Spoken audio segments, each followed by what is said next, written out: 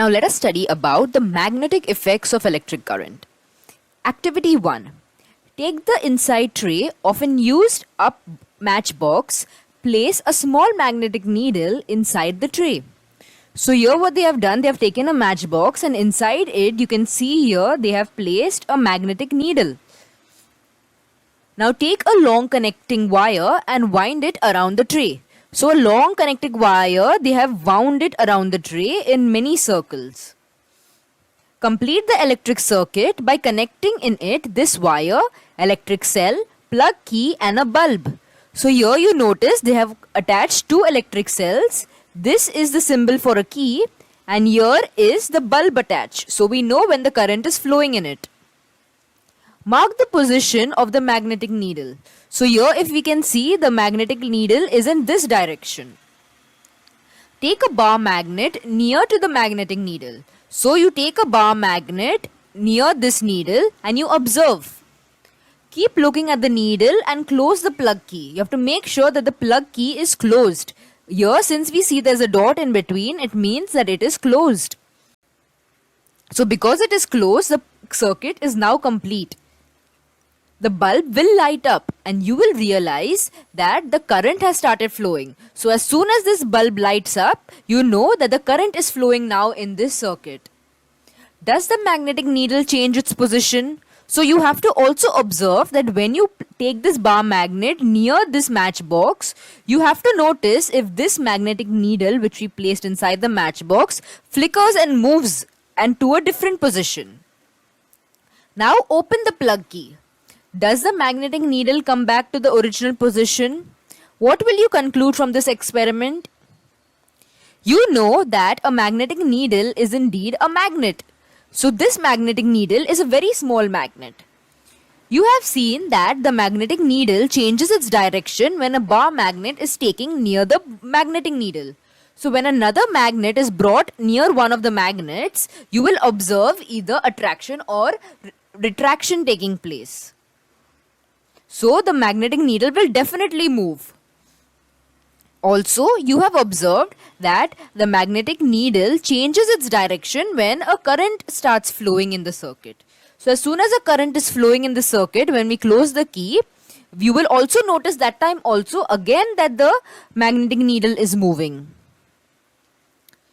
This means that the magnetic field is created when an electric current flows in a wire.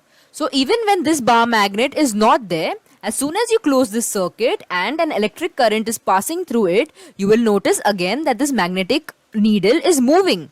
So this tells us that as soon as there is current moving in the circuit and a magnetic field is generated around this, and that is what is causing this magnetic needle to move.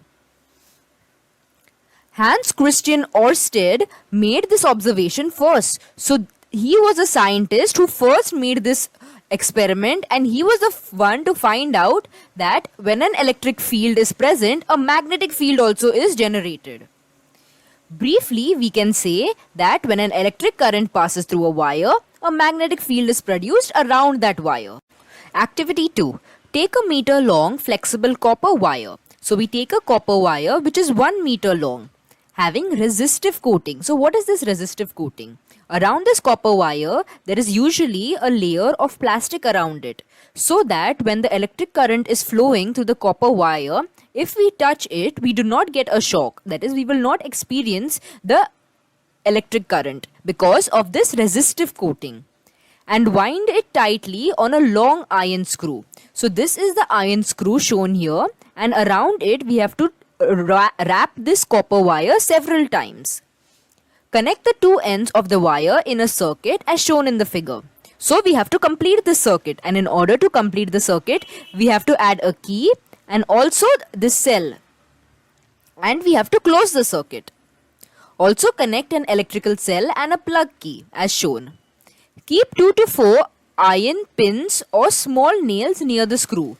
So here we can see that they have kept an iron nail or pin near this screw.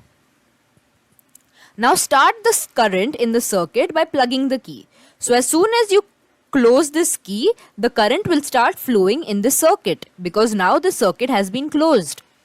it will be noticed that the pins or nails have stuck to the tip of the screw. So as soon as you close this key and the electric current starts moving in this circuit, these pins will stick to the iron nail. Will the pins or nails continue to stick when the plug key is opened? So when you open the plug key, you will notice that these pins that were earlier stuck to this nail will now fall off and will no longer stick to this. When the electric current flows in the wire, magnetism is produced in the coil around the screw. As we seen earlier with the previous example, that when the electric circuit was completed, the magnetic needle started to move. And that told us that a magnetic field was produced around the wire. So similarly, around this iron nail, as soon as you close the circuit, a magnetic field is produced. And therefore, these iron nails and pins will stick to it because these stick to a magnet. Because of that, the screw also attains magnetism. As soon as the current is stopped, this magnetism vanishes. So as soon as you open this key, there is no longer an electric current flowing through it, and now the magnetic field disappears, and therefore these nails will no longer be attracted to this nail and will therefore fall off. This system of coil and screw is called an electromagnet. This is called an electromagnet because it is only a magnet in the presence of an electric field. As soon as the electric field is stopped, the magnetic field also ceases to exist. Therefore, it is called an electromagnet. You have seen various uses of electromagnets in the 6th standard. Electromagnets are used to produce strong magnetic fields useful in scientific research. So this is very important and they use it several times in scientific research. So the last topic we will study about is the electric bell. And many of us have this in our homes, where when an outside person comes, they press a button and we hear the bell ringing inside the homes. So let us see how this is made and how it works. Many of you have seen the simple electric doorbell. Open such a bell which is out of order. So if you can find a bell which is not working anymore, you can open it and see how everything is connected inside the bell. This figure depicts a bell with its outer cover removed. So usually there is a cover which is covering this whole bell. So once you open this cover, you will see this inside. Let us understand the working of the bell.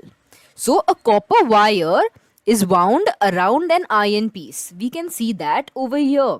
So over here we see that this is an iron piece and this copper wire is wound several times around this iron piece.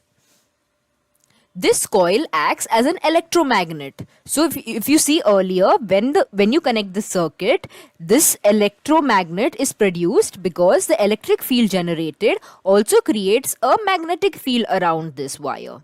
So therefore, we make this electromagnet. An iron strip along with a striker is fitted near to the electromagnet. So here we notice that this is an iron strip. And this is a striker that is attached to the end of the iron strip. So when this iron strip moves, the striker will also move along with it and hit this bell. A contact screw is in touch with the strip. So this is a contact screw. And this is what we press when we want to ring the bell. So it acts as a key. So as soon as somebody rings this bell, this key will be closed. An electromagnetic field will be produced, which causes this iron strip to move, and therefore the striker will hit the bell and produce a sound. The electric circuit is connected as shown in the figure. The current flows in the circuit when the screw is in contact with the strip.